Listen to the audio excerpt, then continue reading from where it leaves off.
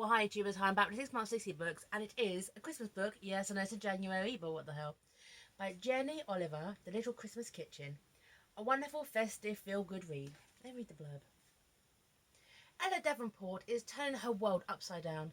She's ditching her cheating ex, stopping Carnaby Street for Corfu, and heading back to the bustling family restaurant of her childhood. But returning home won't be easy as she thought.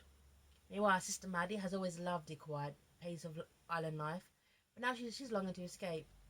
So with Ellie rising Corfu, she jumps at a chance to trade places as she's exploring the snowy streets of London, searching for her own adventures. But thousands of miles apart and struggling to adjust to their new lives, Ellie and Maddie are about to find out that all they want for Christmas is each other. Right. So sisters at war, they're basically inhabiting each other's lives, well, swanky apartments, okay? Well, swanky apartments, family homes. And yeah, it's interesting. Let me just now essentially Maddie finds out her boyfriend's been cheating on her, heads back to her family home, to her estranged family, okay? Because in Maddie's mind, her sister basically gets on better with the stepmother, okay, than she does with her sister. She's all changed, she's all business, okay, instead of free living it in Corfu, okay. But the thing is, there's different kind of work ethic, because even though Ella is mysterious, she's worked bloody hard to get where she is. She's got a nice swanky apartment, she's got a pretty good life, she has money in the bank, and she's earned that. Whereas Maddie wants to be a singer, but doesn't really kind of be doing enough to kind of get that goal. Okay. Anyway, so this bit here, this is page 94. This is when, and I hate this. I'm going to bring this up because I hate this, because it's the love interest, Dimitri, the love interest, and his first port of action is where Ella is on the boat. Okay. For me to get an email from an ex-boyfriend. Her phone buzz with an email, max@internationalsolutions.com. Her heart thumped like it might break through her ribs. Her fingers hovered over the open button. Was another pleading request to trust him? Was about to admit the truth. She shrugged herself by thinking she barely knew what she'd prefer, which would just offer the most relief. But as she was about to open it up, before she could answer her own question, long tanned fingers plucked the iPhone off hers and hurled it overboard. What the hell? Look at the goddamn view! That was my phone! He held his arms wide and shrugged to say he didn't care. Eddie scuttled to the edge of the boat and stared down into the blue sheet of blue beneath them. Come and get it. Get real. He made a noise somewhere between a snort and a laugh and took the cigarette from behind his ear and lit it. Ellie could lean over, scanned from side to side to see if she could make out the shape of her iPhone as it sank. That was my phone. So you said. He cut the engine and sauntered back to the anchor where it bobbed 50 metres out or so from the shore, smirking to himself as he tied the knot. When he turned around, she was glaring at him, hands on her hips, expression thunderous. He shrugged.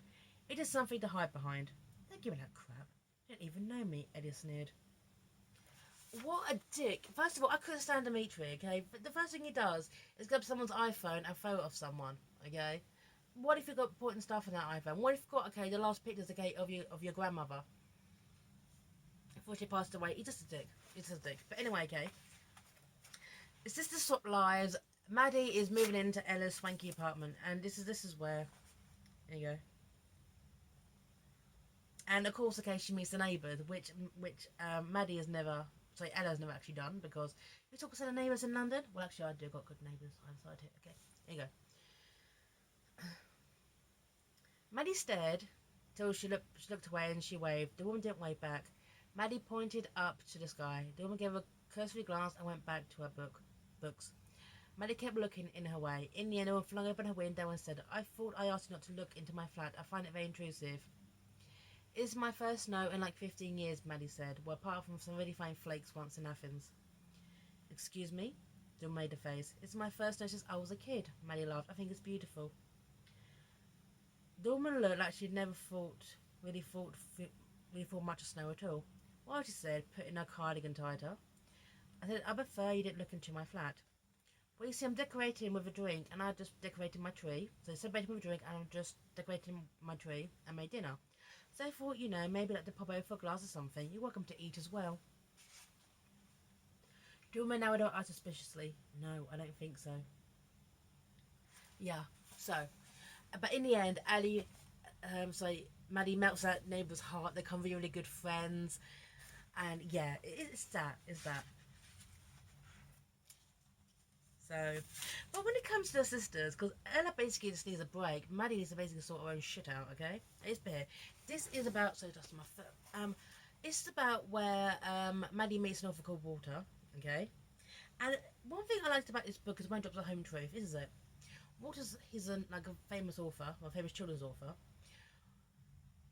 and he drops this gem. Walter hadn't stopped talking. He was waving the pipe in the air as he carried on. Because you always want more, stands to reason. It's the addiction of the dopamine rush. You never believe that you've made it, ever. Look at you.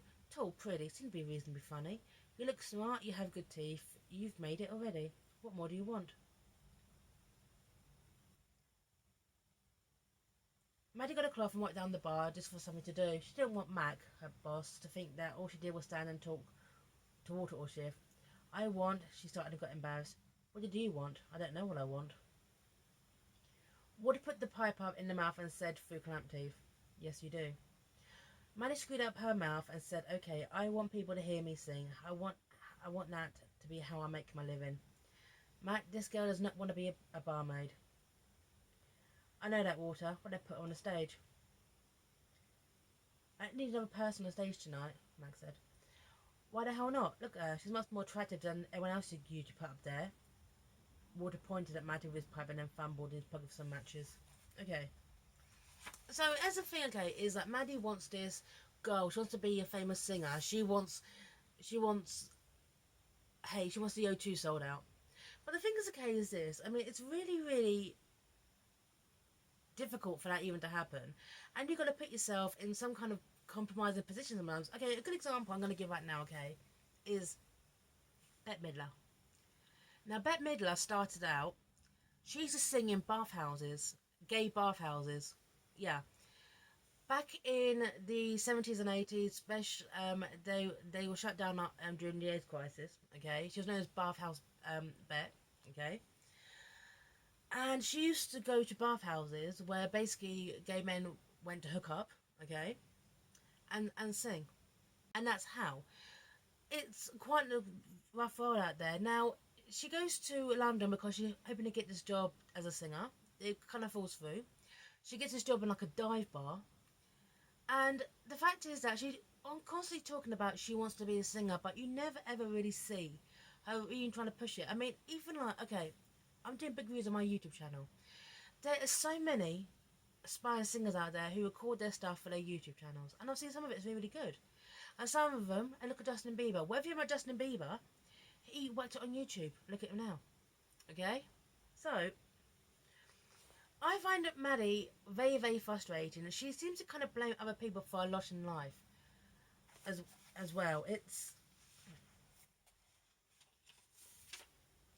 like this a bit, okay? It's when she gets a chance to sing, okay? And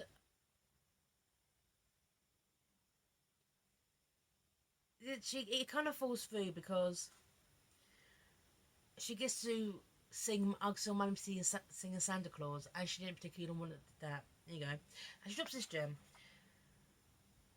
Because that's not the kind of singer I want to be, Maddie muttered, cheeks red, embarrassed that she had to come back past Betty with a smug smile on her lips. Humiliated that she had to shake her head at Mac, and away from the girls in the dressing room. Angry that Water was running there. Water was sitting there with a big grin on her face. You said you wanted to make a living of it. That was your dream. You set me up. You made me look like an idiot. Water laughed. I gave you the chance to realise your dream, handed it to you on a plate, even cashing a favour as I was owed. But it wasn't my dream, Maddie shook her head, felt the annoyed, unwanted prick of tears. It's never going to be how you want it to be, Water said, packing his pipe with tobacco and staring at her with a look of pity in his eyes. It's like Christmas, a mirage. Get out there, it's like any other day. See? So, because she didn't want to go up on... Now, you can say, okay, that who wants to stand on stage and sing, I suppose seeing Santa Claus dressed up as that. But the fact is that as an aspiring actress, and this, or singer, or whatever, you've got to do what you've got to do. You can't just sit there, okay, and say, I don't want to be this kind of singer. So, as difficult as that is a home truth. So, best thing with Maddie, she's always blaming other people for her own problems, okay?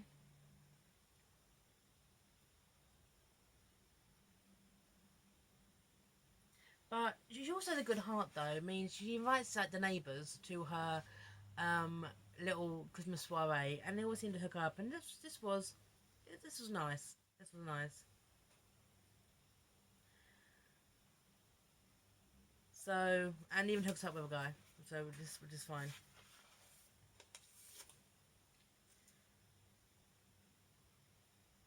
But the thing is with Maddie, because it turns out her dad is like quite big up in the music industry, and tries to get like a slot in the girl band, and it all falls through. So it's frustrating. It's very very frustrating. This book focused so much on Maddie, okay, and not that much on Ella in comparison. But the thing is, these sisters are basically trying to sort their stuff out and their lives out, but they needed each other. That doesn't really happen more till later on. So I liked this book. I liked the contrast to Corfu in London. I liked the fact that London is depicted as pretty this time of year, really. And I liked this book, but I found it frustrating too. And I did like it though when Maddie got some home truths. And I liked it how she kind of, when she calmed down a bit, because when she focused more on other people, she was better off. When she focused on making like a perfect kind of like dinner party for her neighbours, I like that aspect. So this is a woman really. Maddie's a woman really kind of had to kind of accept reality, even though it's harsh. Whereas Ella just kind of needed to more like loosen up and kind of reconnect with her family in Corfu. So I did enjoy it actually. It was a nice little Christmas book. So I do recommend it, Jenny Oliver. It was just a nice, sweet treat to read Christmas story. Okay, and I'm signing off here. And bye now.